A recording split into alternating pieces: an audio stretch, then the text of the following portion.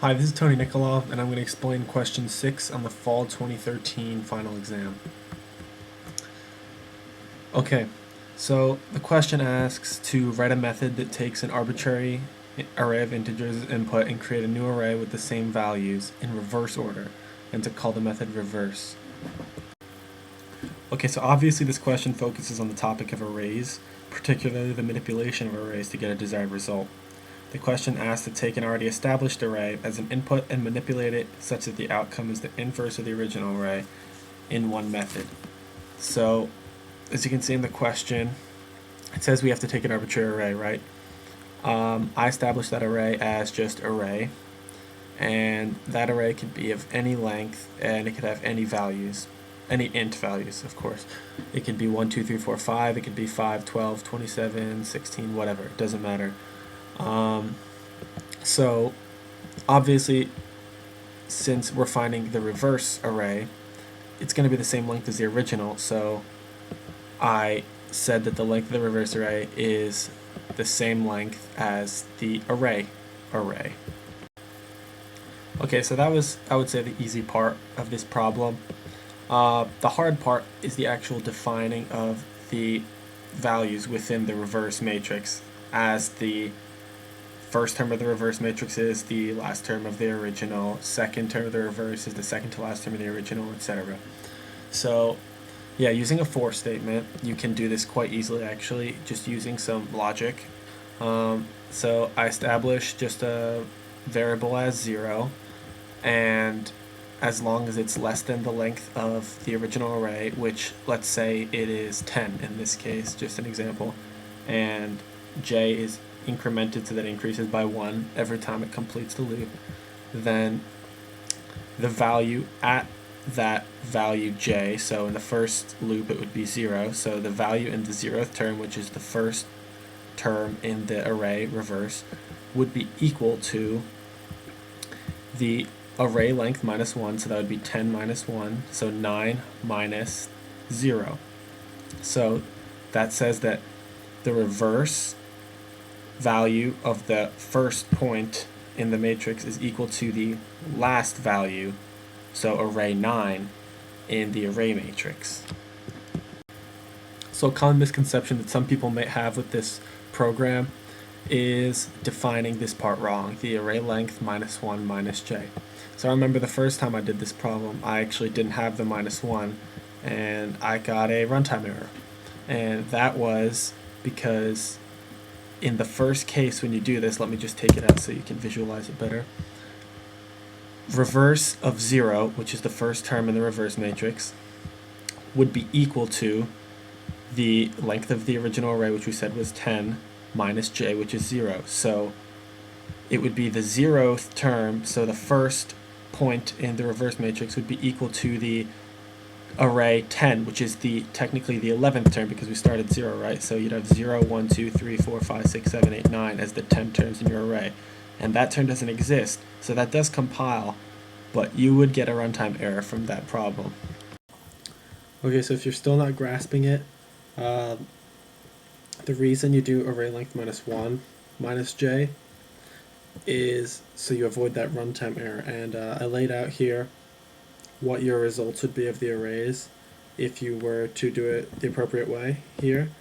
So I laid out every case, but I skipped a few obviously because it's repetitive and I'm sure you can see it.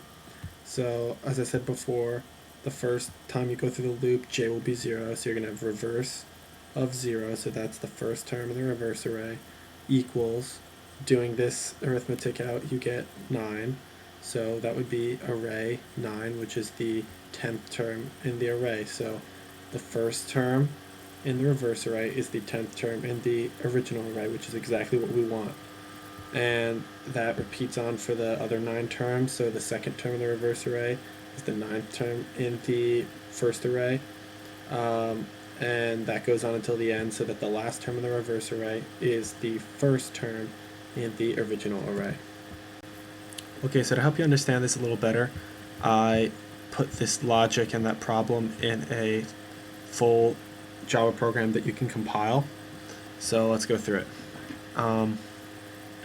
So you have to do a import a Java scanner because I'm going to be scanning 10 integers into here, excuse me.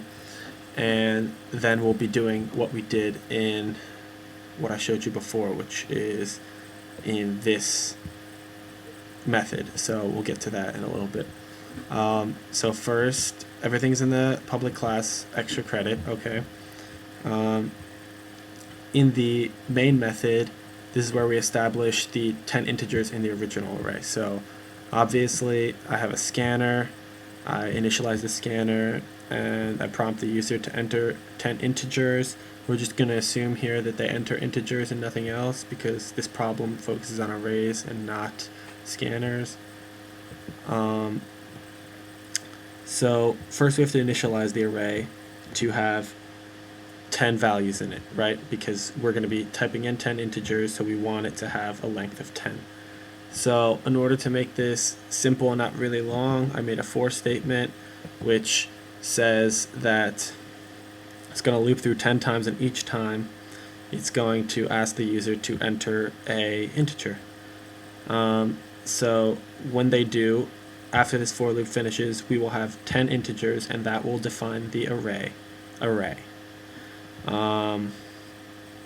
And then afterwards I do just a little line for neatness, and then we call the method, which is pretty much the problem that I just showed you. So that is quite literally the same thing. So it's right here, this whole array, and that gets the reverse array, from the original array. And then I print it out nice and neat with the original and the reversed, and I can show you that it works. So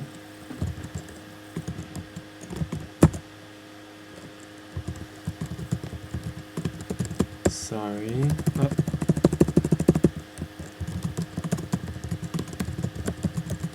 This should compile well without errors.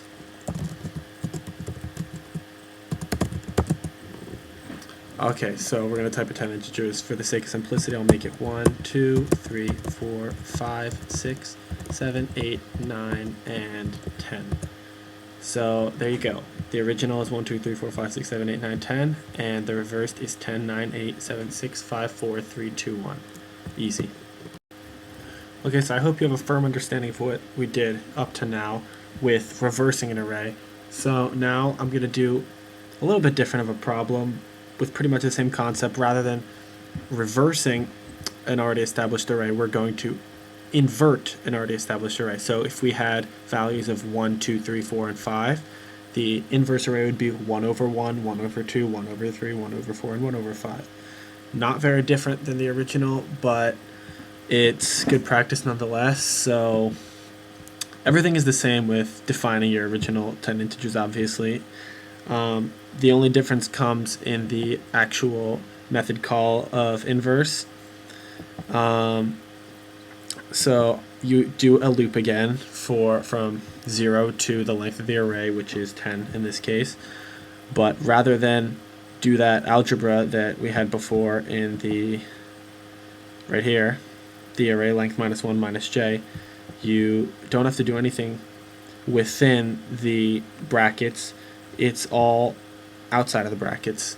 So basically the inverse of a certain value, so let's just say 0, so the inverse in the first term is equal to the 1 over the value of the original array. So if your original array was at 0 at the first term was 1, then your inverse array would be 1 over 1. And if I had 2 as the original array at the first term, then inverse of the first term would be 1 over 2. So not really any different, but I'll show you how it comes out nevertheless.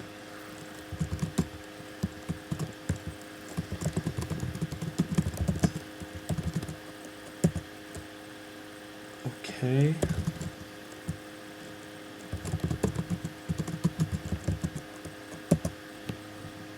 Okay, so once again, I'm going to make it different this time. I'm going to make it 2, 2, 2, 2, 2, 2, 2, and then 4. And 4. Okay. Oh, one thing I did forget to mention. In order for the inverse to work, obviously you can't have integers, because if you had integers, then they would all round down to 0 and you wouldn't get an appropriate answer. So I actually made every single value in every array, in the original array and in the inverse array, a double. So although you enter an integer, it will recognize as a double, and there you can see that it recognizes 2.0, because then when you do 1 over 2, you get 0.5 and not 0, because that would be the case if you left it as an integer. That's important to know. Okay, so that's about it for this problem. My name's Tony Nikolov, and this is CSE2.